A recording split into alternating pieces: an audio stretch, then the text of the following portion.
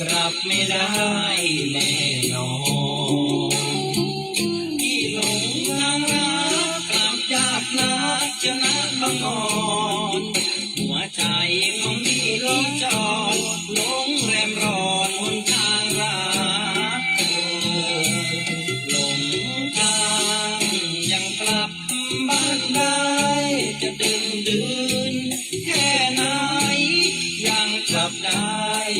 เสมอหลงรักจอมใจจะกลับได้นั้นไม่เจอหลงสนิทคิดเสนอหลงรักเธอเสียทุกนาทีตามของเราที่หลงทางรักเวรยิ่งนักหลงรักเท่านี้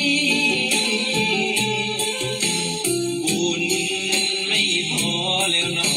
คนดีจึงไม่มีทางที่กลับใจได้เลยหลงทางยังกลับบ้านได้หลงรักหนักใจกลับไม่ได้น้องเอ๋ยจะหลงอย่างนี้สักกี่ปีไม่รู้เลยที่หลงรักตามเชยหลงจังเลยหนทางรัก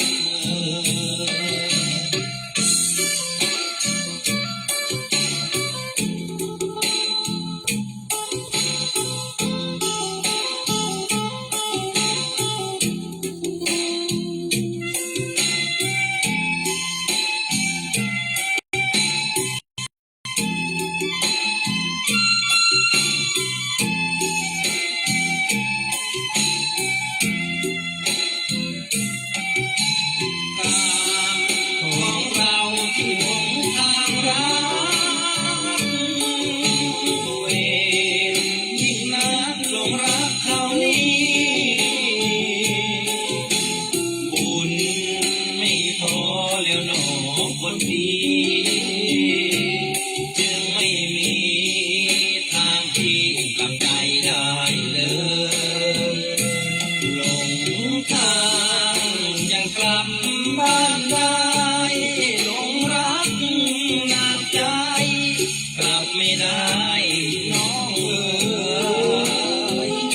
จะหลงอย่างนี้สักกี่ปีไม่รู้เลยที่หลงรักตามเชยหลงจังเลยหนทางรัก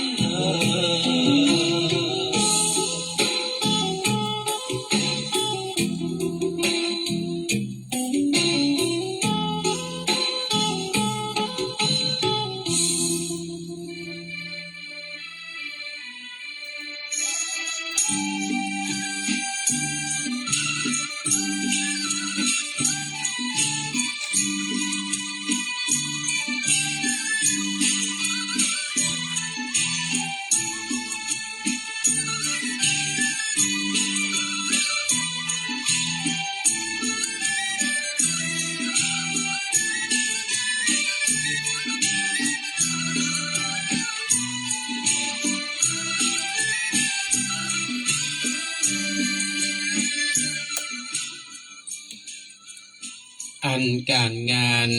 คือคุณค่าของมนุษย์ของมีเกียรติสูงสุดอย่าสงสัยถ้าสนุกด้วยการงานเบิกบานใจไม่เท่าไรได้รู้ธรรมช่ำซึ้งจริงเพราะการงานเป็นตัวการประพฤติธรรมกุศลนำ กล้ำปนมามีค่ายิ่งถ้าจะเปรียบก็เปรียบคนฉลาดยิงนัดเดียววิ่งเก็บนกหลายพกพาคือการงานนั้นต้องทำด้วยสติมีสมาธิขันติมีอุตสาห์มีสัจจะมีธรรมะมีปัญญามีศรัทธาและกล้าหาญรักงานจริงขอความสุขสวัสดีจงบังเกิดมีแก่ท่านผู้ฟังแฟนรายการฟังสบายสไตล์วิทยาทางคลื่นสถานีวิทยุท้องถิ่นจังหวัดเชียงใหม่คลื่นพระพุทธศาสนาและจริยธรรม FM 96.0 เมกะเฮิรตซ์อุปถัมภ์โดยมูลนิธิพระบรมธาตุเจ้าดอยสุเทพดำเนินรายการโดยผมปินันท์วุฒิชาติคำปันขอบพระคุณพระเดชพระคุณหลวงพ่อพระธรรมเสนาบดีเจ้าคณะภาค7เจ้าอาวาสวัดพระบรมธาตุดอยสุเทพประธานมูลนิธิเพื่อการอุปถัมภ์รายการทุกรายการทางคลื่น FM 96ขอบพระคุณท่านผู้อำนวยการคณะกรรมการบริหารเจ้าหน้าที่ควบคุมห้องทรงวัดดอยสุเทพท่านอาจารย์พระมหาประสิทธิ์ประสาธิโกขอบพระคุณ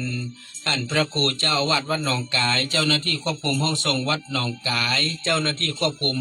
ทางคฤหัสถ์และบรรพชิตที่ก็เชื่อมสัญญาณวันจันทร์ถึงวันศุกร์ 11 โมงถึงเที่ยงขอบคุณแฟนๆรายการทุกท่านนะครับที่ติดตามทั้ง2คลื่นสถานีและทาง Facebook ไลฟ์สดในขณะนี้เวลานี้ประสันโนภิกขุนะคุณแม่อำพรที่อินคุณปุญญนุชพันชัยแม่ส้มก่อนแสงนะครับติดตามฮือกำลังใจในช่วงแรกของรายการวันนี้ก็นำบทเพลงหลงทางรักอีเนาะน่าจะชื่อเพลงนี้แหละนะก็เป็นบทเพลงที่กำลังเข้ากับกระแสสังคมที่กำลังเกิดขึ้นในขณะนี้ซึ่งเมื่อวานนี้ผมมีโอกาสได้ติดตามข้อคิดจากพระคุณเจ้ารูปหนึ่งท่านบอกว่าในปัจจุบันนี้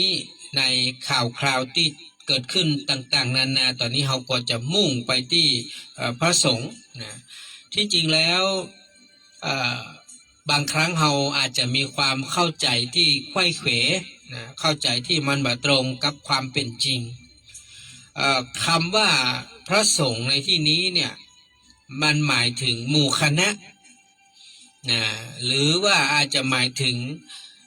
แก้วดวงหนึ่งในพระรัตนตรัย3เนี่ยนะพระรัตนตรัยนี่มีองค์3นะมีพุทธรัตนะธรรมรัตนะสังฆรัตนะเห็นไหมสังฆะแบบแปลว่าหมู่สงฆ์ฉะนั้นสังฆะแปลว่าหมู่สงฆ์ก็หมายความว่าเฮาเห็นพฤติกรรมการกระทำบางสิ่งบางอย่างของพระบางรูปนะที่อาจจะทำตัวบ่เหมาะสมหรือเกิดความผิดพลาดด้วยความหูเท่าบ่ถึงการนะเพราะถูกลวงเพราะถูกหลอกล่ออย่างก็แล้วแต่ทั้งที่ก่อนหน้าเปิ้นอาจจะเป็นผู้ที่ประพฤติดีปฏิบัติชอบมาโดยตลอดดังนั้นเราต้องเข้าใจคำว่าพระสงฆ์ที่เป็นสมมุติสงฆ์นะท่านผู้ฟังต้องเข้าใจกันเนอะพระสงฆ์ที่เป็นสมมุติสงฆ์ที่มีการทำการอุปสมบทนะยกขึ้นเป็นหมู่สงฆ์เนี่ยนะก็เรียกว่าเป็นพระรูปหนึ่งนะเป็นพระรูปหนึ่งนะดังนั้นถ้าหากว่าเปิ้นทำผิดก็เป็นความผิดเฉพาะตัวบ่เกี่ยวกับหมู่คณะเนอะท่านผู้ฟังเพราะนั้นเราต้องเข้าใจเพราะว่าทุกสังคมนะทุกสังคมย่อมมีสิ่งที่บ่ถูกสิ่งที่บัดดีเนี่ยมากมายนะครับสิ่งที่บัดถูกต้องหรือบัดดีมีมากมายฉะนั้นถึงบอกทุกท่านทุกคนนะว่า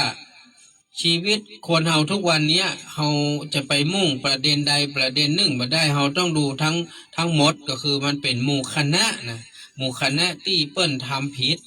นะหมู่คณะที่บ่เกี่ยวกับกลุ่มก้อนทั้งหมดนะฉะนั้นเฮาคณะไหนคนไหนสังคมทุกสังคมหรือว่าทุกสาขาอาชีพเนี่ยมันก็มีความผิดพลาดได้หมดแหละนะเขาจะไปว่านักธุรกิจบ่ทำผิดเลยก็ไม่ใช่นะราชการบ่ผิดเลยก็ไม่ใช่นักการเมืองบ่เคยทำผิดเลยก็ไม่ใช่ แต่ฉะนั้นทุกทุกเพราะเขาว่าทุกวงการเนาะ วงการเมืองวงการธุรกิจวงการภาคพี่น้องประชาชนวงการราชการวงการสงฆ์วงการมันต้องมีหมดแหละท่านผู้ฟังมันเปิ้นฮ้องว่ามันจึงมีคนที่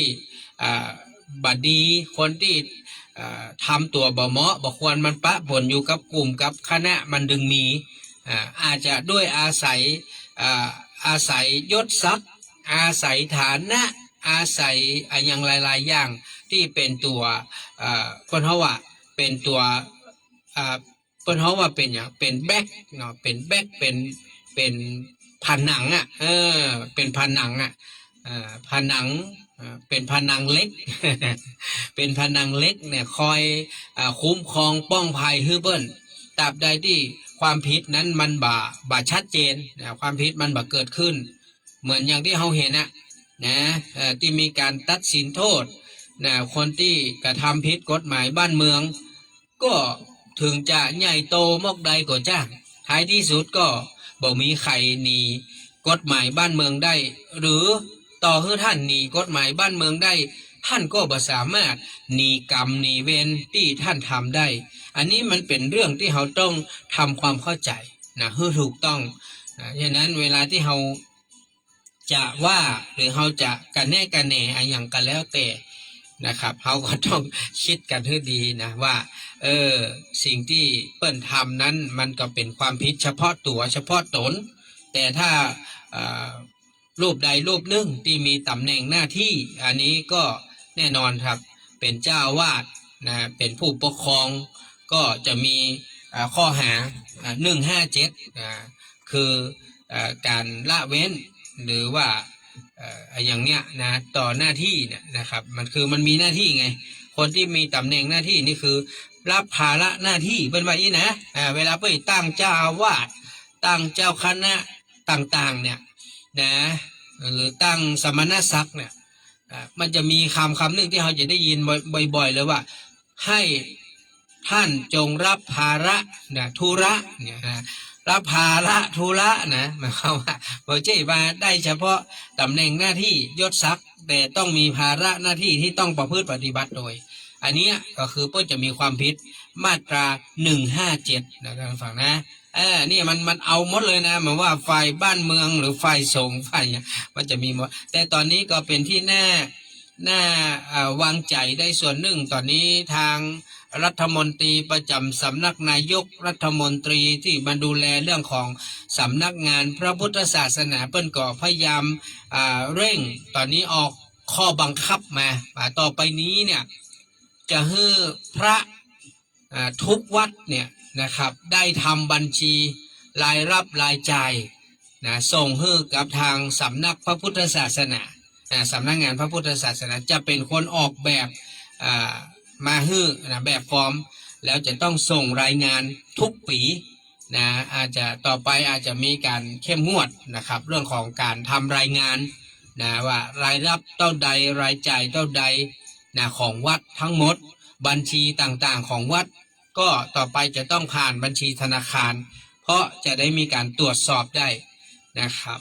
อย่างนั้นแล้วก็วัดทุกวัดเนี่ยเปิดว่าตั้งแต่1 ตุลาคมเป็นต้นไปจะต้องมีเงินสำรองจ่ายไม่เกิน100,000 บาทคือมันเป็นค่าไฟค่าใช้จ่ายค่าโน่นนี่นั่นประมาณ100,000แต่นี่ผมว่ามันคงยังไม่ลงตัวนะถ้าเป็นถ้าเป็นวัดหลวงวัดใหญ่ที่มีรายจ่ายสูงอันนี้อาจจะต้องมีเงินสำรองเยอะหน่อยแต่ทั้งหมดเปิ้ลบอกว่าให้อยู่ในบัญชีธนาคารต่อไปผมว่าการทำบุญแหมน้อยนี่คงจะต้องผ่าน QR code เนาะท่านผู้ฟังเนาะต้องผ่าน QR code เนาะคงมาสามารถที่จะมาเอามาใส่ซองแล้วเอามายื่นใส่มือให้ได้ละต่อไปนะเพราะว่ามันเริ่มมีความเบาไว้วางใจนะครับในบุคคลที่รับเงินไปโดยเฉพาะยิ่งที่เป็นเพ่งเล็งตอนนี้ก็คือพระผู้มีหน้าที่ที่เป็น เจ้าอาวาสก็ดีอย่างก็ดีเปิ้นจะเริ่มวางอย่างเขาว่ากลนะวางหมากกลไว้ละนะบ่ฮือได้รับเงินรับทองได้เหมือนสมัยก่อนละต่อไปนี้มันจะเข้มงวด แล้วต่อไปนี้เปิ้นจะพยายามผลักดันกฎหมายคุ้มครองนะครับพระพุทธศาสนาว่าที่เปิ้นบอกไว้ว่าแต่ใดก็ถ้าหากว่าบุคคลใดก็แล้วแต่ที่ไปยั่วยุนะทำให้พระสงฆ์เนี่ยต้องอาบัติปาราชิกเนี่ยนะโดยวิธีการไหนก็แล้วแต่ได้เป็นสีกาเป็นป้อนใจบางทีมันมีเนาะเอาก็ต้องยอมรับว่าพระที่เปิ้นมาได้เป็นป้อนใจ100%ก็มีแต่ถ้ามีโยมป้อนใจคนไหนไปล่อลวงหลอกลวงพระคือต้องอาบัติปาราชิกเสพเมถุนเนี่ยตึงไม่ยิงตึงป้อนใจเนี่ยก็ถือว่าต้องมีความผิดตามกฎหมายเปิ้นว่าตั้งไว้อยู่ที่เป็นกฎหมายเดิมที่เปิ้นมีอยู่แล้วนะเปิ้นเพียงแต่ไม่ได้เสนอขึ้นไปเพื่อให้มีการรับรองนะครับก็1 ถึง 7 ปีจำคุกนะครับ1 ถึง 7 ปีปรับตั้งแต่ 20,000 ถึง 200,000 บาทถุงถ้าจำไม่ผิดนะครับประมาณนี้แหละเนาะแต่ว่าถ้ากฎหมายตัวนี้ออกมาได้มันก็จะช่วยเป็นเกราะป้องกันภัยให้กับพระสงฆ์กับครูบาอาจารย์ได้ให้จริงผมเคยอู้กับท่านผู้ฟังเสมอว่าถ้าหากว่าพระสงฆ์รูปไหนนะพระรูปไหนผมจะพระสงฆ์พระรูปไหนทำผิดวินัยอาบัติปาราชิกทำให้เกิดความเสื่อมเสียหายต่อวัดต่อพระศาสนานะครับทำลายจิตใจศรัทธาสาธุชนเนี่ยมันควรจะมีความผิดอย่างน้อยก็ต้องติดคุก1 ถึง 3 เดือนนี่นะผมเคยคิดในใจผมว่ามันควรจะมีบทลงโทษเหล่านี้เกิดขึ้นเอาไว้ป้องกันบุคคลที่มีพฤติกรรมที่บดีนะที่มาใจร่วมกาสาวพัดเนี่ยเป็นที่ทำสิ่งที่เหมาะบ่ควรอันนี้ก็น่าจะเป็นความคิดในใจแต่พอมาฟังเปิ้ลบอกว่าโอ้โห1 ถึง 7 ปี20,000 ถึง 200,000 บาทอันนี้ถือว่าโอ้เป็นอย่างที่ค่อนข้างจะนักพอสมควรทั้งคฤหัสถ์ทั้งบรรพชิตนะที่ร่วมกันกระทำผิดนะแต่ผมก็ฝากไว้กับท่านที่เป็นนักกฎหมายทั้งหลายเนาะบางครั้งถ้าท่านไม่ได้ไปบวชเป็นตู้เป็นพระนี่ท่านบ่เข้าใจชีวิตของตู้พระหรอกคือคนที่ออกกฎหมายเนี่ยบางอย่างคือบ่ได้เกิดจากสิ่งที่ตัวเก่าเคยได้ไปประสบพบเจอแต่คนที่เป็นตู้เป็นพระเนี่ยเปิ้นประสบพบเจอเหตุการณ์มามากมายคือกลวิธีเนี่ยที่สตรีทั้งหลายบุรุษทั้งหลายที่จะเข้ามาย่ำยีพระพุทธศาสนาของเราเนี่ยมันมีกลวิธีมากมายพระเนนบางทีบ่ได้หูตัวบ่ได้มีจิตใจอย่างเหล่านั้นเลยแต่ด้วยการใจปะทองไม่ได้ด้วยเล่ห์ก็เอาด้วยกลไม่ได้ด้วยมนต์ก็เอาด้วยคาถาแต่มันไม่ใช่คาถาหรอกมันใช้ยาวันนี้ท่านครูบาอาจารย์ทั้งหลายฝากไว้นะครับฝากไว้มากๆคือถ้าท่านเจออุบาสิกาหรืออุบาสกที่มีพฤติกรรมที่บ่น่าไว้วางใจนะเปิ้นเอาน้ำมาให้ท่านฉันเนี่ยน้ำกาแฟน้ำชาน้ำโอวัลตินน้ำปานะน้ำทั้งหลายนะขอให้ท่านอย่าไปเชื่อใจมากมายนักนะ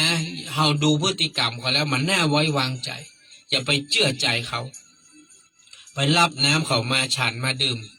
นะเดี๋ยวนี้เขามีการวางยาท่านผู้ฟังเนอะมันวางยาได้นะในชากาแฟในน้ำปานะมันใส่ยาเข้าไปยานี่มันอาจจะทำให้มึนเมาหรือเฮาสลบบ่ฮู้ตัวเนี่ยมันก็จะมีการจัดฉากขึ้นมานี่เนาะเนี่ย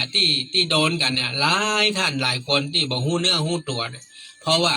ด้วยกลวิธีต่างๆอันนี้ด้วยความที่ครูบาอาจารย์นะเป็นผู้ที่มีเมตตาไว้ใจคนนักพุทธศาสนาก็สอนให้ไว้ใจให้เมตตานั่นแหละให้เมตตาให้สงสารให้ คือเป็นกันเองอะนะอย่าไปแบ่งชั้นวรรณะอย่างประมาณเนี้ยเพราะพุทธศาสนาเฮานี่เกิดมาในประเทศอินเดียเนี่ยเป็นประเทศที่สมัยครั้งพุทธกาลเนี่ยเปิ้นถือชนชั้นวรรณะมีกษัตริย์พราหมณ์แพทย์สูตรนะท่านผู้ฟังแต่พุทธศาสนาเกิดขึ้นในท่ามกลางชนชั้นวรรณะองค์พระสัมมาสัมพุทธเจ้าเนี่ยท่านออกบิณฑบาตรับบาตรจากพวกคนยาจกเข็นใจทั้งหลายก็คือพวกชนชั้นสูตรนะชนชั้นสูตรคือชนชั้นแรงงานพวกนี้เขาอยากจะทำบุญนะ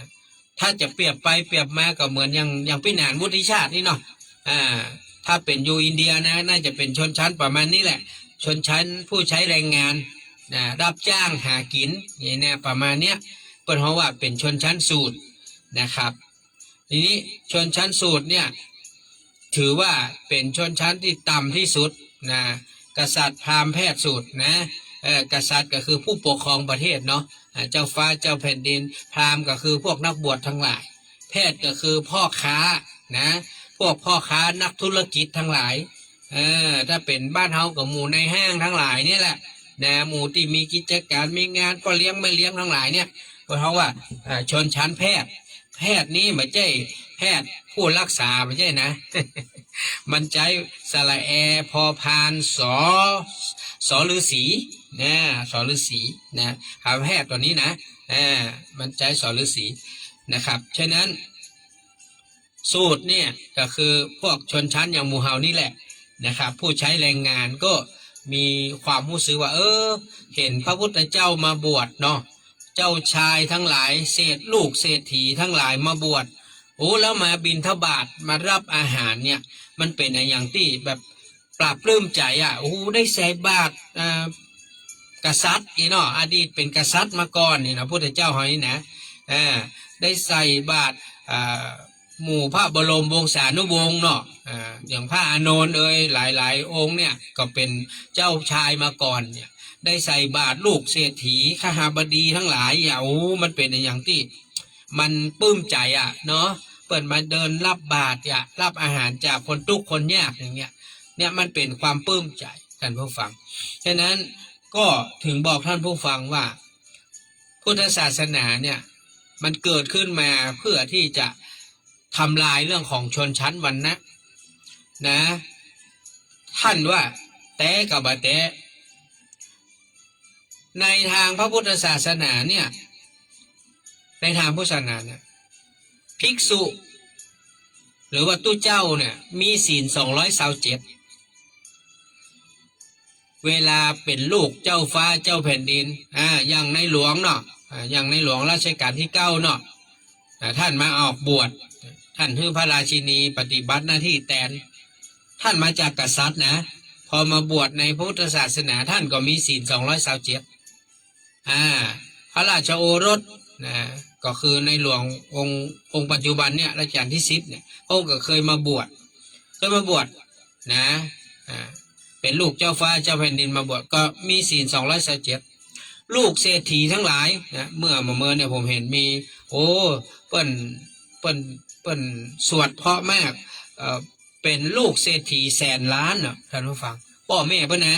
ฐานะนะแสนล้านนะไม่ใช่ว่าแค่ลักล้านนะแสนล้านมาบวช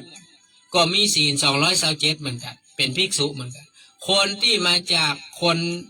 ฐานะปานกลางมาบวชก็227คนที่มาจากลูกชาวไร่ชาวนามาบวชก็มีศีล227เหมือนกันนั่นหมายความว่าสิ่งที่พระผู้มีพระภาคเจ้าท่านทรงบัญญัติเรื่องศีล227ข้อของพระภิกษุไว้เนี่ยเพื่อให้มันเกิดความเสมอภาคพระสงฆ์หรือว่าสมมุติสงฆ์ทั้งหลายเนี่ยเข้ามาบวชในพุทธศาสนาเนี่ยหัวเปียงกันหมดสุมาเนอะเปียงกันหมดคือศีลเท่ากัน227ทุกตนเลยตนไหนก็เท่ากันหมดบ่มีไผมีศีลนักศีลน้อยกว่ากันการประพฤติปฏิบัติอยู่แต่ละตนแต่ละท่านปฏิบัติได้มากหรือปฏิบัติได้น้อยที่เขาว่าเป็นพระสุปฏิปันโนผู้ประพฤติดีปฏิบัติชอบนั่นแหละจึงเป็นเรื่องที่ทำให้เราท่านทั้งหลายได้เข้าใจ นะครับว่า พระสงฆ์ที่เฮาว่าก็คือสมมุติสงฆ์พระสงฆ์เป็นหมู่เป็นคณะไม่ใช่แค่รูปเดียวเปิ้นหมายว่าพระสงฆ์นิมนต์พระสงฆ์มาที่วัดนิมนต์พระสงฆ์มาที่บ้านเตียวมาดุมมีตนเดียวนี่มันใจเตื้อไม่ใช่พระสงฆ์เตื้อพระสงฆ์ต้องมีหลายรูปถึงเขาว่าพระสงฆ์แต่เวลาเขาไปถวายทานอย่าเขาไปตานเตียนอย่าเขาไปตานผ้าป่าตานโน่นตานนี่อย่ามีตู้เจ้ามาฮับตนเดียวแล้วเขาก็ว่าขอถวายแก่พระสงฆ์เปิ้นเป็นตัวแทนของพระในบ้านในวัดทั้งหมดนะเปิ้นเป็นตัวแทนเป็นเจ้าอาวาสเป็นรองเจ้าอาวาสเป็นพระรูปหนึ่งรูปใดในวัดมารับถือว่าเป็นตัวแทนเหมือนท่านไปใส่บาตรเหมือนท่านไปถวายสังฆทานที่วัดก็มีตัวเจ้ามาปั่นปอนตนเดียวนะมาฮับตนเดียวท่านก็บอกถวายแก่สงฆ์เมื่อสังฆทานนี้ขอถวายแก่สงฆ์ปัจจัยนี้ขอถวายแก่สงฆ์นี่เนาะอาหารนี้ขอถวายแก่สงฆ์เนี่ยมันก็คือเป็นตัวแทนนะฮะอันนั้นเป็นที่เข้าใจดังนั้นถ้าหากว่ามีรูปหนึ่งรูปใดประพฤติตนปฏิบัติตนบดีก็เฮาก็ช่วยกันเคลียร์ช่วยกันจัดการตอนนี้ทางตำรวจปอีเนาะปอีกเพิ่นเปิดผมก็ลืมหมายเลขเพิ่นนะเนี่ยเพิ่นฮื้อหมายเลขไว้นะเพิ่นบอกว่าฮื้อโทรเข้าเลยนะเพิ่นจะเก็บเป็นความลับนะลองเข้าไปพอเตอร์ในเว็บไซต์ในอย่างมันถึงมีนะครับคือประชาชนพุทธศาสนิกชนเนี่ยถ้าท่านเห็นพฤติกรรมที่มันบ่เหมาะมันบ่ถูกต้องก็ให้ท่านโทรเข้าไปนะเปิ้นจะเก็บข้อมูลเป็นความลับแล้วเปิ้นจะส่งเจ้าหน้าที่ของเปิ้นเนี่ยออกมาสืบมาตรวจสอบนะวัดนั้นพระองค์นั้นเพื่อที่จะช่วยกันเคลียร์พระที่บดีพระที่นอกรีดนอกศีลนอกธรรมนี่นะอันนี้เราก็เข้าใจตามนั้นในฐานะที่เราเป็นสถานีวิทยุของพระสถานีวิทยุคลื่นธรรมะเราบ่ได้มีความคิดที่จะไปทำลายพระสงฆ์ทั้งหลายนะครับดังนั้นทุกวันนี้เราต้องช่วยกันปกป้องพระสงฆ์ที่ดีๆมีเยอะท่านผู้ฟังผมบอกแล้วเรามีพระสงฆ์ดีๆเยอะแยะเลย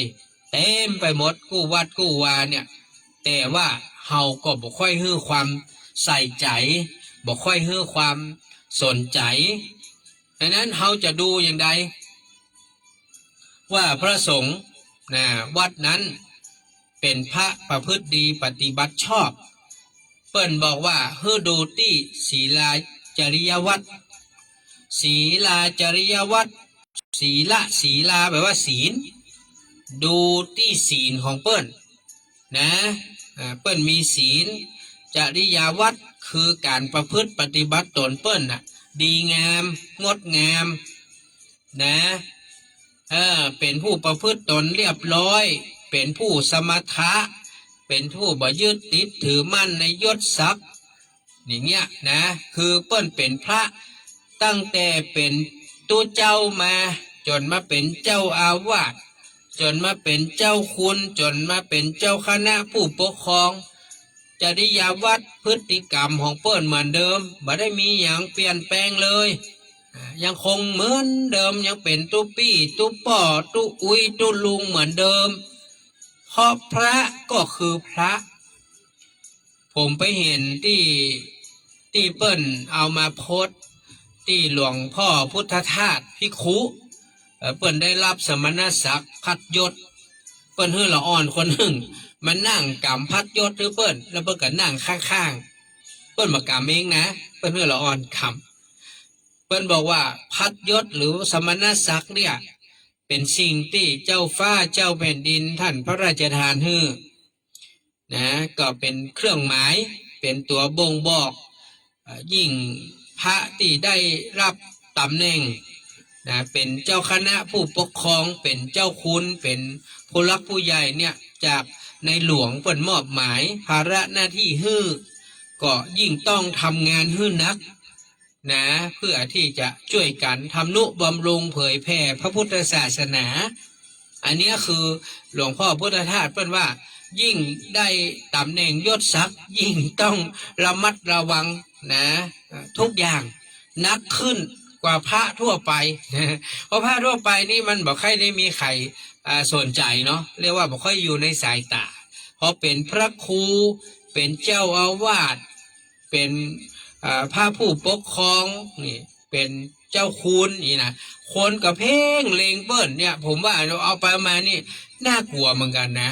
ถูกจับผิดถูกเพ่งเลงเนี่ยอย่างผิดน้อยก็บ่ได้อู้นั่นก็บ่ได้อู้นี่ก็บ่ได้โอ้ยลำบากใจท่านผู้ฟัง ผมเห็นแล้วผมก็อิดแทนครูบาอาจารย์นะเนี่ยอย่างกี้อู้กับท่านอาจารย์เจ้าคุณดร.ทิศเนี่ยอาจารย์วันนี้ได้ออกวิทยุก็โอ้ไม่ได้ออกไม่นานครับอ่ะก็ยังโอ้ภารกิจยาวเลยพี่นานเฮ้ย ก็เดี๋ยวก็จะไปประชุมแล้วก็ไปต่อหั่นต่อนี่พดไปถึงปุ่นกรุงเทพพดไปถึงเจียงตุงยาวปิกมาวันที่20ก็มาประชุมต่อแถมเอางานนี้ งานนี้นักลำไปก็อีดูท่านเหมือนกันไม่ได้ไปอยู่ได้ยังครับนะฉะนั้นสิ่งที่เฮาหันครูบาอาจารย์ส่วนมากเปิ้นยิ่งมีตำแหน่งยศศักดิ์ได้เป็นพระผู้รักผู้ใหญ่เปิ้นก็ยิ่งเหนื่อยก็ยิ่งต้องทำงานหนักนอกจากจะสนองงานคณะสงฆ์แล้วยังต้องสนองงานเจ้าฟ้าเจ้าแผ่นดินอย่างช่วงเนี้ยธรรมนาวาวังที่ในหลวง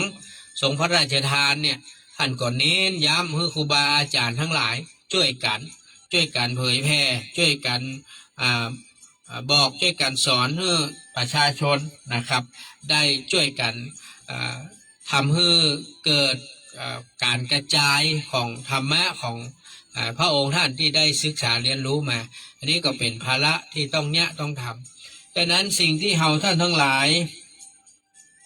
จะพอจะกอยก็ดูเรื่องของการงานเนี่ยดูเถอะโอ้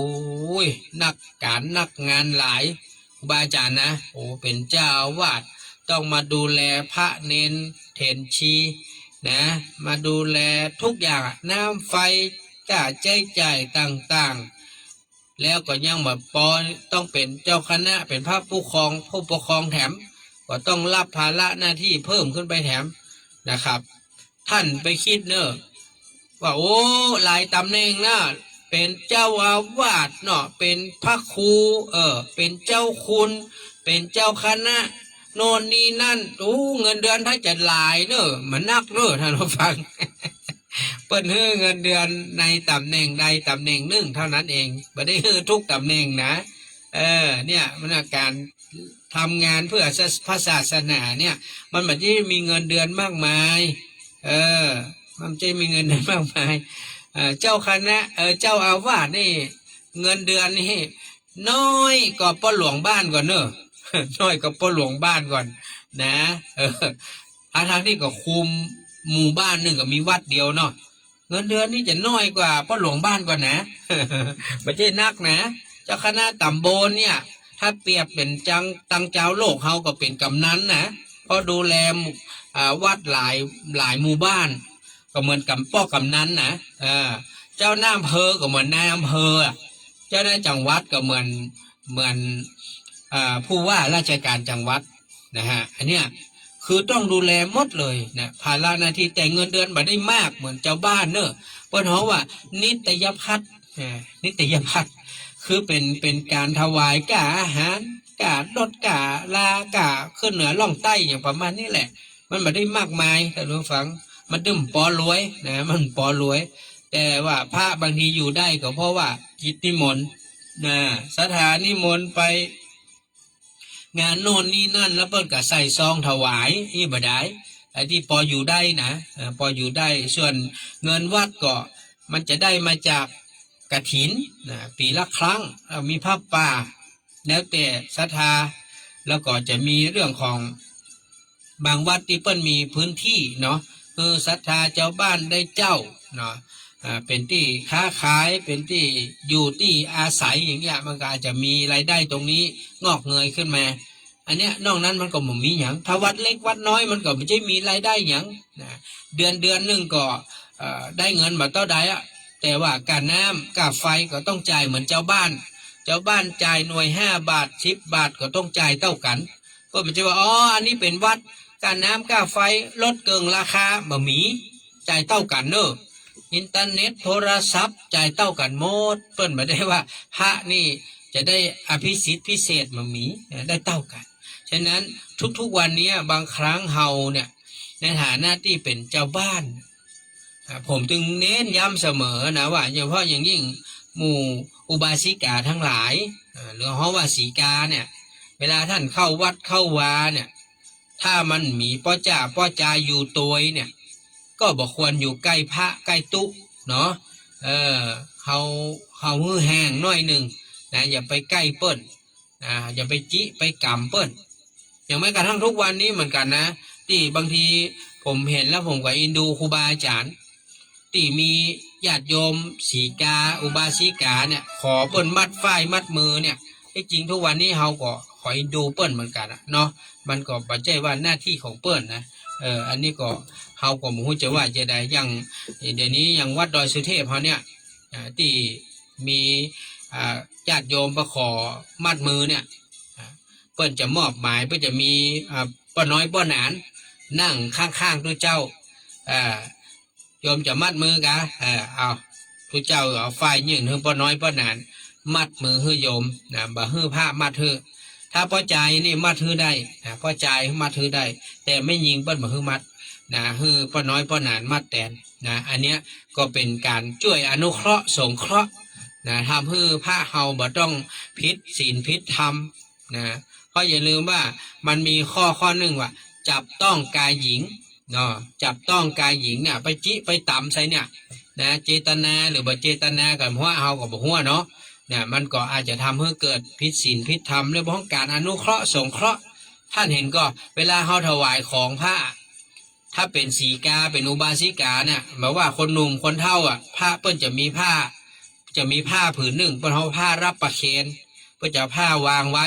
ท่านต้องเข้าใจนะถ้าท่านเป็นไม่ย่าไม่ยิงวันเอาผ้าวางปุ๊บเพื่อเอาของโยกขึ้นแล้ววางบนผ้านะมันจะเอาไปยูใส่มือท่านไม่ใช่เอาวางแค่ตีผ้านั้นก็พอแล้วนะถือว่าท่านประเคนแล้วก็สวะมือเลยนะอันเนี้ยถ้าเป็นพ่อใจบ่เป็นหยังเอามือต่อมือได้ยกถวายต่อมือได้เพราะพ่อใจนี่บ่เป็นหยังนะครับไม่ยิงก็ถ้าไม่ยิงจับต่อพ่อใจไปได้บ่เป็นหยังมันต้องมาลู่จับด้วยกันนะฮะเพราะว่าบางทีเอาไปจี้ไปต่ำใส่เปิ้นมันจะกรรมเป็นเบนกับเฮาเกิดว่าเปิ้นจี้ใส่มือเฮาสะดุ้งยึกโอ้เกิดจิตปฏิพัทธ์เกิดความชอบโอ้ทั้งที่หูนะว่าสีแกคนนี้มีสามีแล้วพี่นะหรือสีแกคนนี้เป็นผู้มีอายุแล้วแต่ว่าโอ้มันหน้าตาสะสวยดูดีดูงามเนาะใส่แป้งใส่น้ำหอมสาบตึงเนี่ยมันเกิดจิตปฏิพัทธ์ขึ้นมาเนี่ยมันจะทำให้พระตะบะแตกทางโลกฝัก เข้าใจก็ อันนี้ต้องทำความเข้าใจนะเอาจะไม่คิดแต่ว่าเป็นยังเอากับอายุนักกว่าตู้กับพระก่อนนี่เป็นยังมันใช่นะเอาโมโหหรอกกิเลสเนี่ยที่มันสงบนิ่งอยู่เนี่ยใช่ว่ามันจะหายไปนะมันแค่หยุดนิ่งอยู่บ่ได้กิเลสทั้งหลายเนี่ยโลภะโทสะโมหะราคะทั้งหลายเนี่ยอย่างแต่วันน่ะมหาสมปองว่านะมหาสมปองเล่าโอ้ยสมัยผมเป็นเนนเห็นพระรูปหนึ่งท่านเป็นอัลไซเมอร์ท่านยังทำอะไรไปเรื่อยเลยเนี่ยเป็นว่านะทำคำว่าไปเรื่อยของเพื่อนคือทำในสิ่งที่มันถูกต้องแหละขนาดว่าเป็นพระเนี่ยเป็นว่าแต่เพื่อนเป็นอัลไซเมอร์นะจำยังไม่ค่อยได้แต่ว่าร่างกายมันไม่ได้รับการปลดปล่อยไงมันยังแข็งแรงอยู่นะอายุเป็น60แล้วนะเหมือนป้าใจนะทุกวันนี้เหมือนกันเหรอคารวะอย่างสมมุติว่าคนที่เคยมีครอบครัวมาแล้วเนาะอยู่กับภรรยามานี่เอาในมิตรสุแมนเอาในมิตรมาอันนี้เปิ้นอู้ของเปิ้นนะเฮาไม่ได้ว่านะนายมิตรเนี่ยเป็นคนขับรถคือท่านรูปหนึ่งที่ซึกไปแล้วนะ เพราะเขาว่าอย่างทิศไอ้อะทิศไอ้อย่างกับหัวนะผมก็ลืมชื่อไปละเป็นคนขับรถนะแล้วนายมินเนี่ยอายุ60ปลายแล้วก็มีภรรยาแล้วก็มาสารภาพกับภรรยาว่าเขาเองเนี่ยก็เคยไปรับนอนกับสีกากอนี่เห็นไหมเคยไปรับนอนกับสีกากอหลายครั้งเห็นไหมคนขับรถของเปิ้ลนะไปรับนอนกับสีกากอเนี่ยหลายครั้งทั้งที่อายุ60ปลายแล้วทางกับภรรยานี่แทบจะมีอย่างนั้นแล้วภรรยาว่าโอ้ยบ่ได้มีปฏิสัมพันธ์อย่างกันแล้วเพราะว่ามันแก่เท่าแล้วเนาะ50ปลาย60แล้วเนี่ยเต้กลับไปมีปฏิสัมพันธ์กับสีกากอซึ่งอายุน้อยกว่าเนี่ยสีกากอนี่30ปลาย40นี่กันเนาะในประมาณนี้เนาะ30ปลาย40ปลายน้อยๆนี่นะน่าจะเป็นประมาณนี้นะเด็กไม่ยิงก็ไม่ได้ครับแม่เด็กแม่ยิงก็บ่ได้เนี่ยไปเฮือตู้เฮือผ้าอุ้มก็บ่เปิงนะเป็นละอ่อนแม่ยิงขอลองปี้ลองป้อช่วยอุ้มถ้าเป็นลูกอุ้มเล่นอุ้มอย่างกันเนาะบ่ได้นะไม่ยิงคือไม่ยิงคือไม่ยิงแต่เฮามาถือคล้ายๆว่าบ่เป็นอย่างฮะอย่ามันใจกรรมนี้นะท่านผู้ฟังคำว่าบ่เป็นอย่างเนาะมาเป็นอย่างเป็นลูกเป็นหลานเป็นเลนนี่นะเขาว่านี่นะมันที่จริงมันก็ว่าได้คือเปิ้ลก็ไม่ได้คิดอย่างหรอกเพียงแต่ว่ามันก็เป็นสิ่งที่บ่เหมาะละอ่อนน้อยเนี่ยอย่างส่วนละอ่อนอายุสักหลายขวบสมมติว่า3-4 ขวบเนี่ยมันจำได้เนาะโอ้ยเคยไปหาตุ๊ป้อตุ๊ปี้ตุ๊ลุงตุ๊อุ้ยไปกอดได้เปิ้ล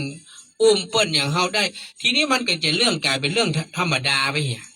วันนี้มันใหญ่ขึ้นไหมมันก็เป็นอย่างตอนน้อยๆตุ๊ป้อตุ๊อุ้ยก็อุ้มกูไปอุ้มกูมาเนี่ยมันเป็นอย่างหรอกอยากจิได้กำได้มันจะกลายเป็นอี้ไปเหี้ยนะมันมาได้ครับบ้านเฮาเนี่ยมันเป็น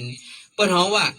หินยานเนี่ยหินยานหรือว่าเถรวาทเนี่ย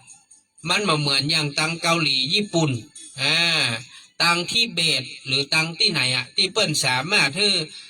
พระมีภรรยาได้จับต้องกายไม่ยิงได้อย่างเงี้ยกอดจูบรูปคำได้เนี่ยเนาะอันนี้เป็นมหายานแล้วก็เป็นนิกายต่างหากของเปิ้ลมาใจเหมือนอย่างหินยานเถรวาทอย่างเฮาบ้านเฮาบ่ได้บ้านเฮานี่พระประจับต้องกายไม่ยิงบ่ได้เป็นสังฆาทิเศษนะท่านผู้ฟังเนาะสังฆาทิเศษนี่นักรองจากปาราชิก4นะสังฆาทิเศษ13ที่พี่หนานเคยบอกจับต้องกายหญิงเป็นสังฆาทิเศษพูดจีบนะแทะโลมนะโทรศัพท์จีบส่งข้อความจีบอย่างนี้มันผิดหมดมันเป็นสังฆาทิเศษพระที่ถูกถ้าพระที่พลาด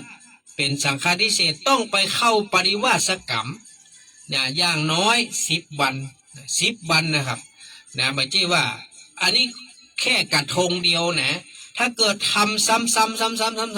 10 เตื้อ20 เตื้อมันก็เพิ่ม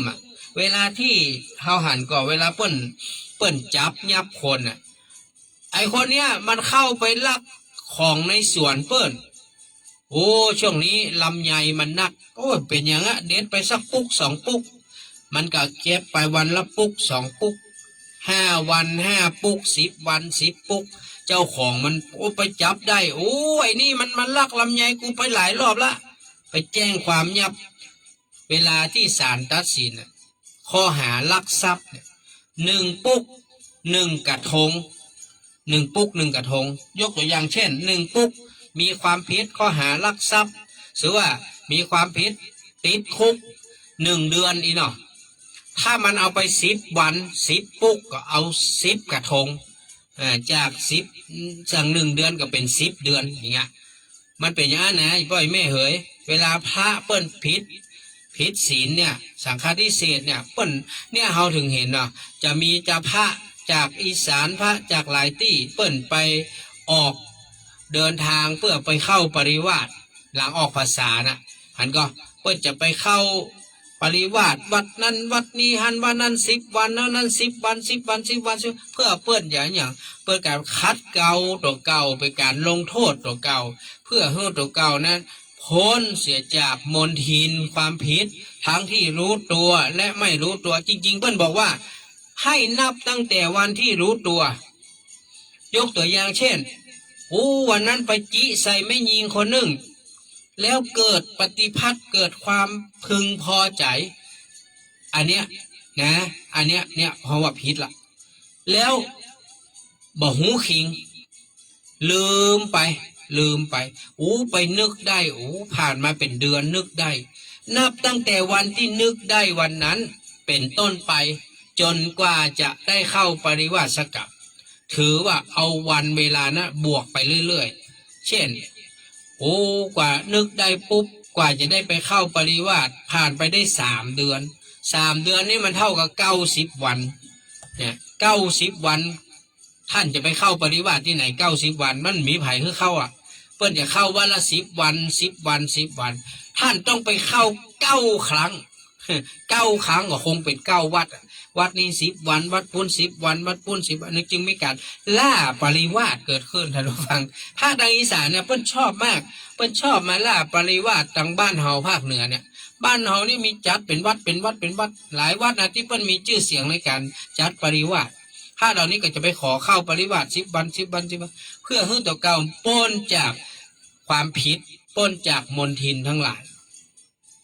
เพราะว่าอาบัติเหล่านี้เนี่ยมันเป็นส่วนหนึ่งที่ทำให้ศีลเปิ้นบริสุทธิ์พอศีลเปิ้นบริสุทธิ์ปุ๊บเนี่ยมันค้างคาใจเวลาจะปฏิบัติจะอย่างมันติดคัดแต่ท่านผู้ฟังหันก็เนี่ยเพิ่นถึงบอกเหรอว่าการที่เราจะปฏิบัติแล้วให้ได้ผลดีก็จะต้องเริ่มจากการรักษาศีลให้บริสุทธิ์ถ้าเป็นฆราวาสอย่างเราก็คือศีล5นะต้องมีศีล5บริสุทธิ์ฉะนั้นการปฏิบัติของเราเนี่ยวิปัสสนาสมถะอย่างก็แล้วแต่เด้อที่เราปฏิบัติกันอยู่เนี่ยมันจะก้าวหน้าแล้วมันจะลุล่วงไปได้ก็คือต้องเริ่มจากการรักษาศีลให้บริสุทธิ์เมื่อศีลมันบริสุทธิ์ใจเรามันสะอาดเนาะใจมันสะอาดมันก็เกิดอย่างเกิดความสว่างนะเกิดความสว่างแล้วต่อไปคืออย่าง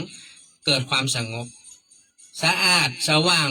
ด้วยสติด้วยปัญญาของเราแล้วมันก็เกิดความสงบนะสงบกายสงบใจเข้าถึงมรรคผลเนี่ยอย่างไปมานี้นะในนี้วันนี้เราต้องเข้าใจนะเรื่องของศีลของพระเรื่องการอนุเคราะห์สงเคราะห์อีพ่ออีแม่นะจะไปคิดถึงความคุ้นเคยนี่มันลูกเฮาหลานเฮาอันนี้มันพี่เฮาน้องเฮาหลานน้าเฮาไอ้อย่างมัวเพื่อนกันอย่างคิดกันง่ายๆนะบางทีเฮามาช่วยกันอนุเคราะห์สงเคราะห์ครูบาอาจารย์พระสงฆ์สามเณรนะทำให้เปิ้นผิดศีลโดยบัจเจเรื่องเจ้ลาวอยู่2 ต่อ 2อย่างเงี้ยมันควรไหมในเวลาที่มันมีไผ่อยู่โตยมันมีพระมีเน้นมีไผ่อยู่โตยขโยมวัดก็มาอยู่นี่เหรอมีอย่างมีหมาแมวนั่งอยู่นี่เหรอมันเป็นพยานมาได้หมาแมวเนี่ยต้นเมานั่งอยู่ว่ามีหมาก็แมวอยู่เหรอใช่ไม่ได้มันคนละเรื่องมันไม่ใช่คนอันนั้นมันอู้หูเรื่องนั่นนะมันหันแต่มันอู้หูเรื่องนะเป็นพยานได้ไผ่เมาหมาแมวไปเป็นพยานนะครับดังนั้นต้องทำความเข้าใจนะการเข้าวัดเข้าวาเมื่อค่ำยามคืนเนี่ยมันเปิงไหมมันเปิงก็อย่าไปเข้าเมื่อค่ำยามคืนเนี่ยมันไม่ใช่เวลาที่สีกาอุบาสิกาจะเข้าวัด มันเปิงการเข้าวัดเมื่อคืนนี่มันต้องเป็นเหตุด่วนเหตุร้ายนะไปห้องตุลุงตุป้อตุปี้ป้อยแม่จะตายฮะเนาะคอยไปช่วยพอเปิ้นกรรมว่าอันนั้นก็ไปอย่างมันก็ป้าใจก็มีปลาเลอะอยู่มันใจเนาะเนี่ยมันควรนะเราจะไปหาเหตุหาผลคำว่าบ่เปิงบ่ควรก็คือบ่เปิงบ่ควรนั่นแหละเราจะไปคิดเรื่องอื่นดังนั้นการที่ช่วยกันนะอนุเคราะห์สงเคราะห์พระสงฆ์สามเณรก็เป็นการช่วยดูแลพระศาสนาเหมือนอย่างเวลาเราไปทำบุญทำทานเนี่ยบางทีเราก็อาจจะคิดน้อยไปหน่อยเนาะเช่นเราคิดถึงสมัยเมื่อพระแม่วิสาขาหรือว่าท่าน อนาถบิณฑิกเศรษฐีท่านมีชีวิตอยู่สมัยข้ามพุทธกาลนะช่วงเช้าไปถวายอาหารเช้าเพลเนี่ยถวายอาหารช่วงบ่ายเปิ้นถวายอย่างถวายยุกยานะหรือว่าน้ำปันนะยุกยาน้ำปันนะนะท่านผู้ฟังนะคำว่าน้ำปานะนี่หลายคนก็เข้าใจบ่ถูกน้ำปานะนี่มันต้องมามีแง่นะโอ้อันนี้อย่างโอ้อันนี้ข้าวโพดพี่นันกินได้ก้าอันนี้บอกเปล่ากินได้ป่ะพี่นันเปล่าแง่เปล่ามันติดตัวนะข้าวโพดปั่นเนี่ยมันมาได้ครับน้ำคือน้ำครับน้ำปานะน้ำคือน้ำบางทีเราบอกเข้าใจมันมีเนื้อน่ะกลืนเข้าไปน่ะก็ถือว่าพิษนะพิษนะนี่มันพิษมีอย่างมีหมันนะ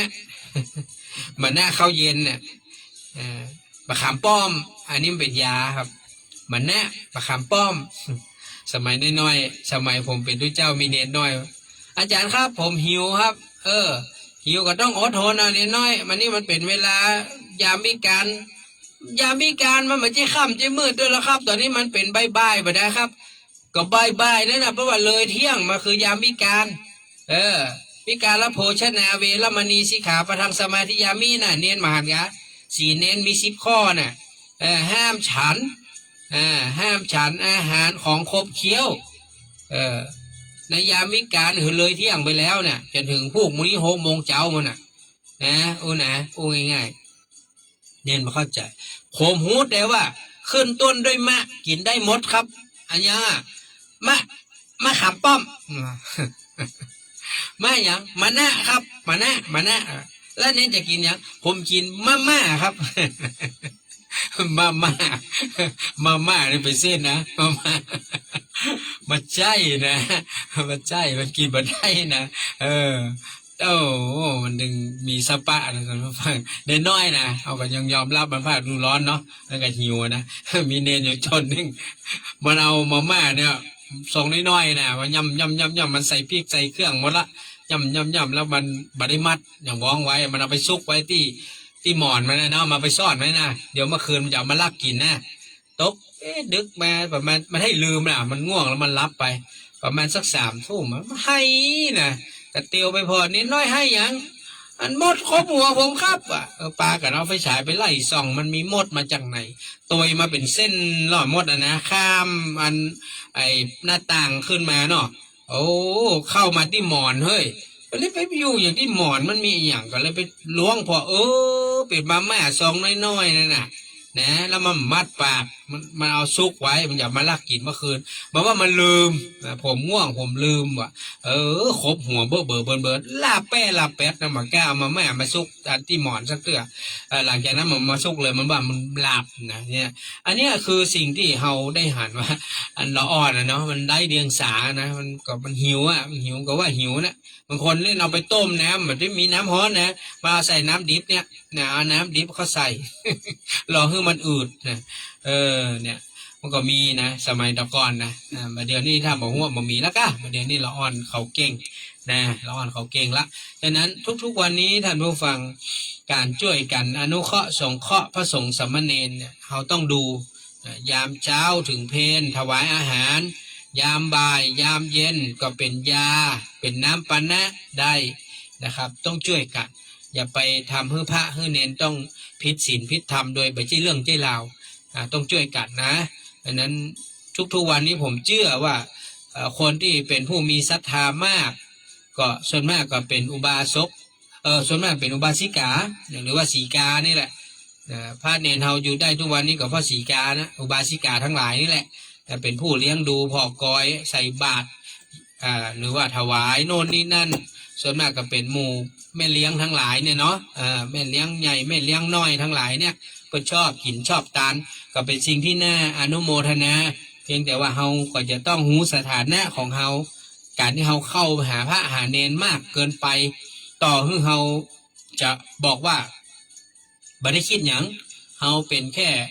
แม่อุปถัมภ์เนาะ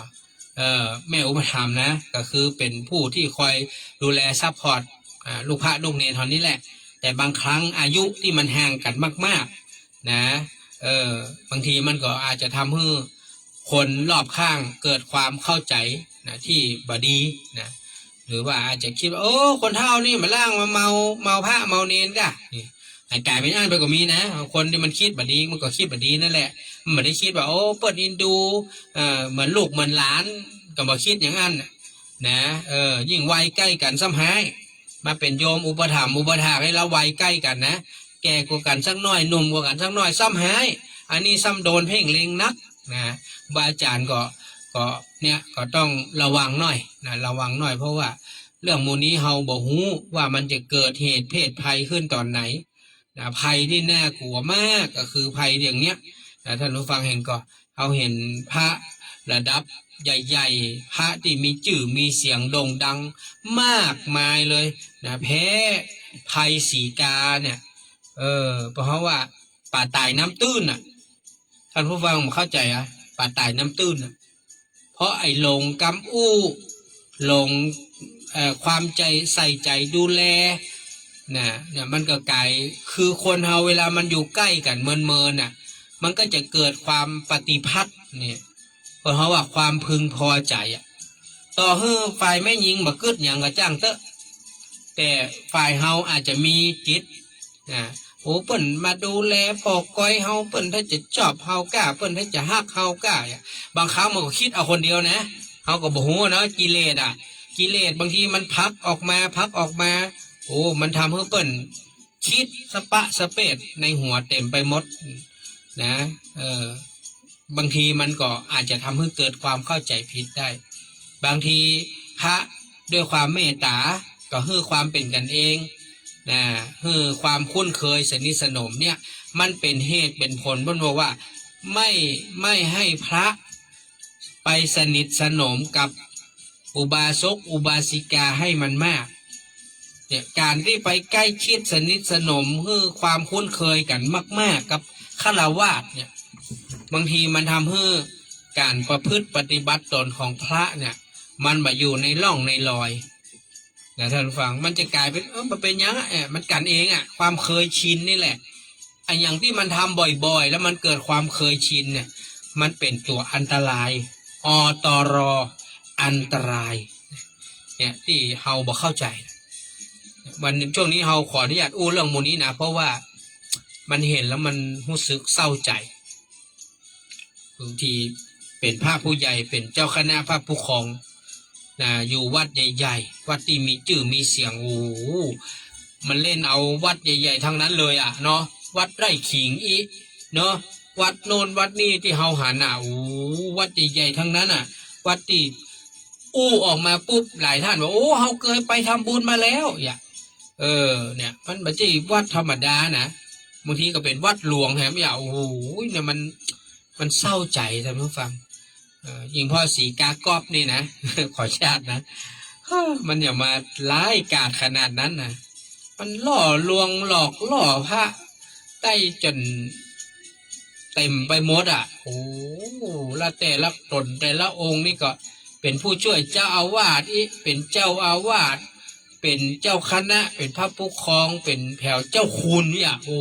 มันจิตใจไม่ยิงคนนี้มันผมว่ามันก็น่าจะประมาณนางจินจะมานาวิกานั่นนะจิตใจมันถ้าจะประมาณนั้นแหละมันเป็นคนที่มีจิตใจโหดเหี้ยมนะผมว่านะการปลิดชีวิตพระแบบนี้นี่คือการทำลายศรัทธาของผู้คนจำนวนนักแค่เฮาหันข่าวเนี่ยแต่ละวันซึกทีละตน2 ตนเนี่ยเฮาหันแล้วมันก็เศร้าใจเขาก็ว่ายังไม่จบเด้อนะก็จะมีมาอยู่เส้นเงินเหรอโยงไปหา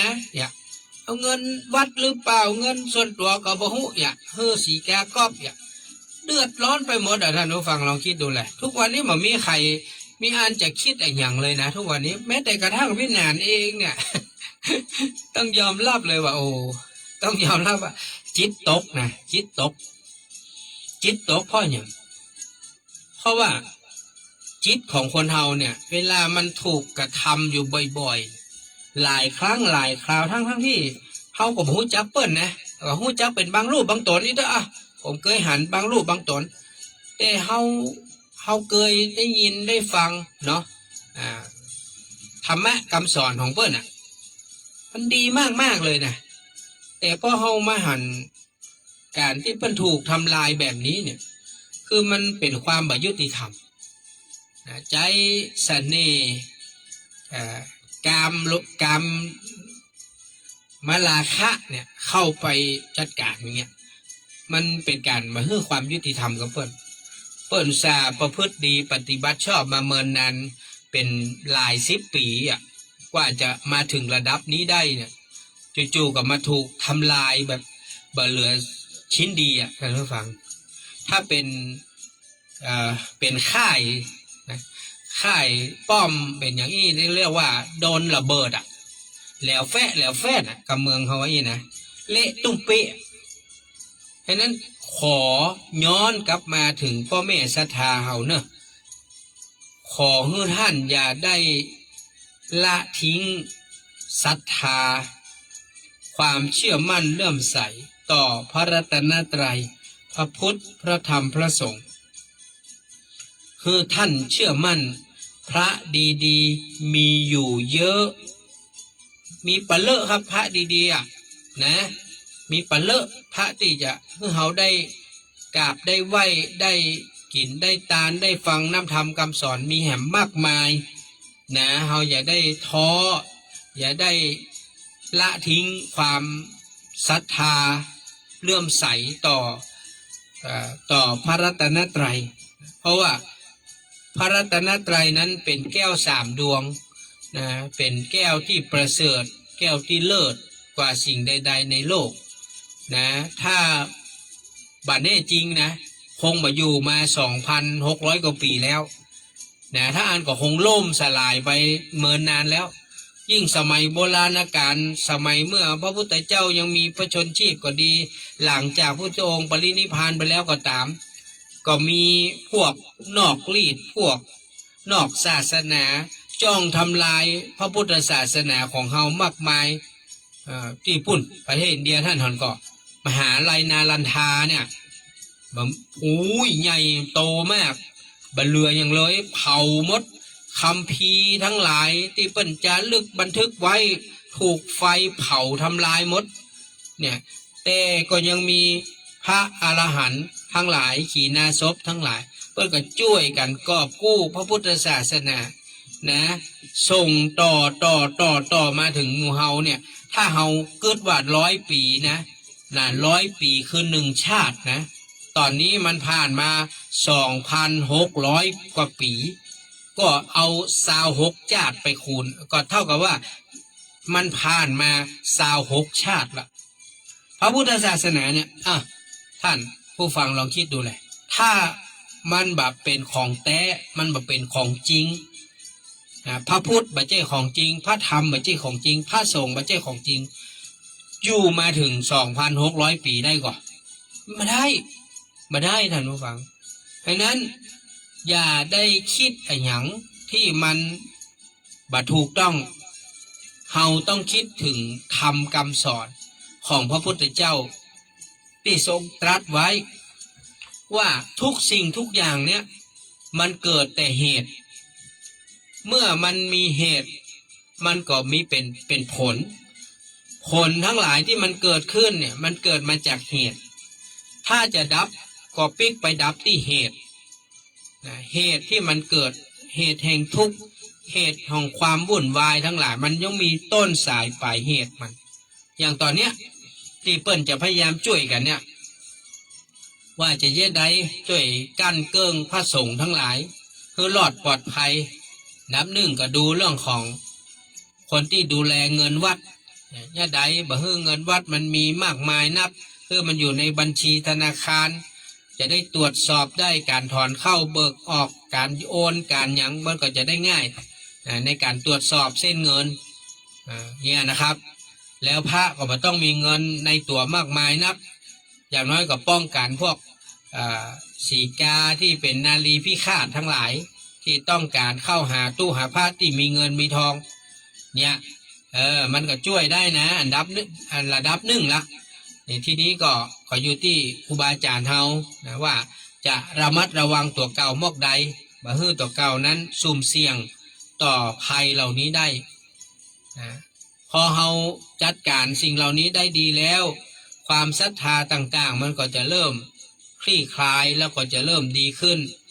นะครับเฮาก็เจอมาทุกยุคทุกสมัยแล้วตั้งแต่สมัยไหนที่ดังสุดๆสมัยท่านยันตระซึ่งท่านก็ไปแล้วท่านก็จากโลกนี้ไปแล้วเนี่ยตั้งแต่นั้นมาเรื่อยมาแม้แต่บ้านเฮาเนี่ยก็มีนะอย่างท่าน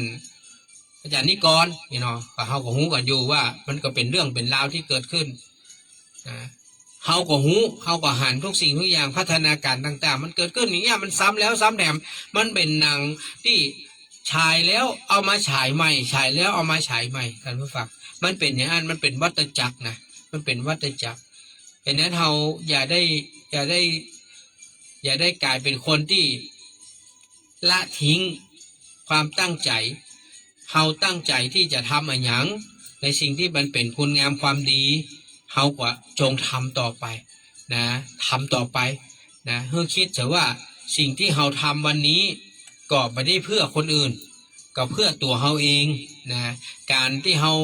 รักษาศีลกินทานการที่เราฟังธรรมไหว้พระสวดมนต์เจริญภาวนาปฏิบัติธรรมเนี่ยเราไม่ได้ทำเพื่อคนอื่นเราทำเพื่อตัวเก่าเพื่อให้เรามีกายวาจาใจที่สะอาดบริสุทธิ์นะฮะเราจะได้เข้าถึงมรรคผลในเบื้องหน้า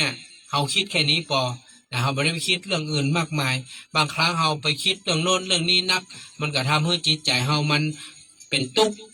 พอจิตใจมันเศร้าหมองนะจิตใจเศร้าหมองมันก็ทำเราบ่มีความสุขอันนี้ก็ฝากทุกท่านไว้นะครับก็วันนี้ก็ขอบคุณนะครับคุณยายสุภาอุปนันท์นะพร้อมด้วยลูกหลานเนาะได้เมตตาโอนเงินทำบุญค่าน้ำค่าไฟประจำเดือนมาจำนวน300 บาทแล้วก็ร่วมทำบุญผ้าป่ากองทุนมาแหม300 บาทนะก็ขออนุโมทนากับคุณยายสุภาอุปนันท์พร้อมด้วยลูกหลานด้วยเนอะแต่วันนี้ก็มีญาติธรรมที่ฮับบุญไว้ก็น่าจะได้โอนกันมาตะกี้นี้ก็มีไอ้นานชิงชัยเนาะน้องละเย็นกำไรไดมอนด์สั่งการนะครับเพิ่นก็ฝากทำบุญกับเบื้องมุงหลังคาวิหารพระเจ้าทันใจ300 บาทฝากทำบุญผ้าป่า200 บาทก็ขออนุโมทนาแห่งครั้งหนึ่งก็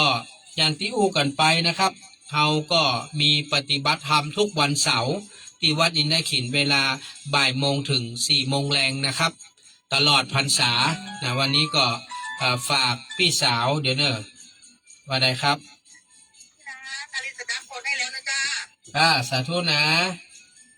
ครับขอบคุณพี่อารีสดับเทรนเนอร์ก็ขอบคุณพี่สาวพี่ก้อยนะครับสถานีวิทยุนครพิงค์ล้านนาเรดิโอสั่นกำแพงเนอะเปิ้นได้เมตตาประกาศประชาสัมพันธ์ให้พี่นานเรื่องของการจัดปฏิบัติธรรมทุกวันเสาร์ที่วัดอินทขินบ่ายโมงถึง4 โมงแรงก็ขอบคุณพี่ก้อยเด้อนะพี่ก้อยที่ช่วยประชาสัมพันธ์ในสถานีวิทยุนครพิงค์ล้านนาเรดิโอสันกำแพงฮื้อนะครับอันนี้ก็ต้องขอบคุณเพราะว่าเปิ้นเป็นดีเจที่เรียกว่าสนใจเรื่องธรรมะธรรมโมอยู่นะเปิ้นก็เลยช่วยประชาสัมพันธ์ฮื้อขอบคุณมากๆขอบคุณแฟนๆรายการทุกท่านนะครับที่ติดตามร่วมบุญให้กำลังใจกันก็วันที่แต่ตอนนี้ที่ผมได้ยินมาตะกี้ก็ได้กราบเรียนท่านอาจารย์เจ้าคุณไว้แล้วว่าผมก็เร่งพิมพ์รายชื่อญาติโยมเฮาที่รับบุญปลูกมุงกระเบื้องก็เดี๋ยวจะให้สามเณรนะว่างๆให้สามเณรช่วยแกะสติกเกอร์ติดให้เนอะตอนนี้เปิ้นเอาแผ่นกระเบื้องมาแต่วานนี้ 8,000 กว่าแผ่นจะติดละแล้วก็รวมถึงอันเก่านั้นเปิ้นก็เขียนกันไปจะหมดละประมาณ1,000 กว่าแผ่นก็จะขึ้นมุงประมาณเดือนหน้านี้ละ นะน่าจะประมาณว่า90 11 12 สิงหาพวกนะก็ช่วงวันแม่นะเขาก็จะตันผ้าป่าวันที่9 สิงหาก็พอดีกับการที่ศาลาจะนำกระเบื้องเหล่านี้ขึ้นไปบุงบนหลังคาก็น่าจะร่วม10,000 แผ่นนะร่วม10,000 แผ่นตอนนี้นะครับ ก็ต้องขอบคุณทุกท่านใครจะร่วมให้ร่วมหอมก็ต้องขัดใจหน่อยเนอะนะแจ้งไปตั้งที่ท่านอาจารย์เจ้าคุณก็ได้ แจ้งมาที่พี่นันก็ได้เนาะก็จะได้ติดรายชื่อให้ทุกท่านก็ขอบคุณเนอะแต่ว่าพี่อาลีสดับก็ช่วยมา100นะวันนั้นพี่นันไปซื้อมา200 กว่าบาทนะก็ขอบคุณนะฮะที่ได้ร่วมสนับสนุนมาด้วยกันก็เรียกว่าเอาบุญด้วยกันเนาะอันนี้ก็พี่นันก็บอกว่าจะไปเอาที่ไหนละเพราะว่าก็ต้องจกเงินดอกเก่านี่แหละเพราะว่าการซื้อแผ่นสติกเกอร์เนี่ยมันก็มาถูกเนอะมาถูกเหมือนกันนะ50 แผ่น100 กว่าบาทนะครับอันนี้เป็นยังลดราคานะเมื่อก่อนนี่150นะครับ150มันตกแผ่น3 บาทนะเพราะว่ามี50 แผ่นเดี๋ยวนี้เปิ้นลดเหลือ110 120ประมาณนี้แหละครับเปิ้นขายถูกลงมาก็เลยประหยัดเงินมาหน่อย สองปึกก็200 กว่าบาทนะครับก็ขอบคุณพี่อารีเนอร์ที่ได้ร่วมบุญมาท่านผู้ฟังครับก็เรื่องของกฐินนะกฐินอย่างที่อู้ไปเนอร์ปีนี้เราจะมีแค่วัดเดียวนะก็คือวัดทุ่งสารพีนะอำเภอแม่ลาน้อยจังหวัดแม่ฮ่องสอนในการที่จะร่วมบุญกับไอ้มานพนะกสทช.เชียงใหม่นะเปิ้นก็ไปเป็นเป็นประธานในการสร้างในการทำบุญเขาก็จะได้ไปร่วมตามด้วยเปิ้นในวันที่1 พฤศจิกายน 2568นะครับเนี่ยสวัสดีครับที่งานครับ แม่ว่าอะไรครับแม่จ๋าตอนมันป้าป่าที่นั่นป้าป่าที่ว่าเบื้องหลังคาครับแม่จะออมไป500ชื่ออย่างครับก่อนแล้วมันพูดคนเลิกจะโอนสตังค์แม่ชื่ออย่างครับแม่ละปีอุปสาวเจ้าฮะชื่ออย่างก็ครับละปีอุปสาวแม่ระพีอุปสาวอีนอเจ้าโอเคพร้อมลูกหลานนอ500 บาทได้ครับครับผมขอบคุณครับแม่ครับอนุโมทนาเด้อกับคุณแม่ระพีอุปสาวพร้อมครอบครัวลูกเต้านะครับก็ได้ตั้งจิตเจตนาร่วมบุญ500 บาทนะก็ขออนุโมทนาขอบคุณมากๆอันนี้เราก็ร่วมด้วยช่วยกันคนละเล็กคนละน้อยก็เป็นบุญเป็นกุศลเนาะต่อวันนี้ก็ขอบคุณนะฮะยายทองล้วนศรีพาชานะก็ได้ร่วมบุญผ้าป่าเนาะกองทุนแล้วก็โกติสงฆ์นะมา200 บาทแม่อย่างก็คุณอารีสดับ100 บาทแล้วก็ช่วยกระดาษพี่นัน100เนาะอนุโมทนาเนอะเดี๋ยวขออนุญาตรับสายนิกรรมสวัสดีครับสวัสดีเจ้าพี่นันแม่โอนตังค์ไปให้300แล้วนะเจ้าชื่ออย่างครับราตรีไปค่ะเอาทำบุญอย่างครับกระเบื้องวัดนะเจ้าชื่ออย่างก็ฮะราตรี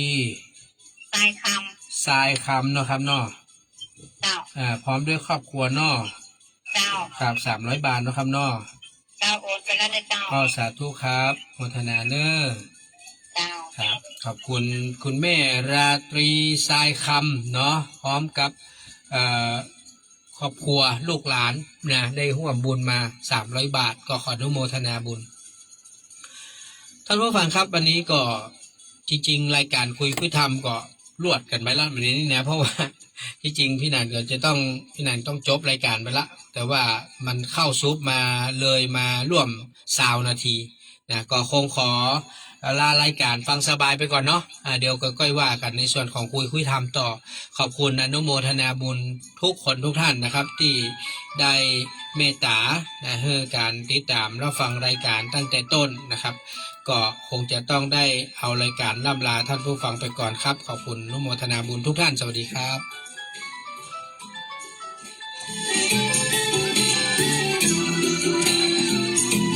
ครับ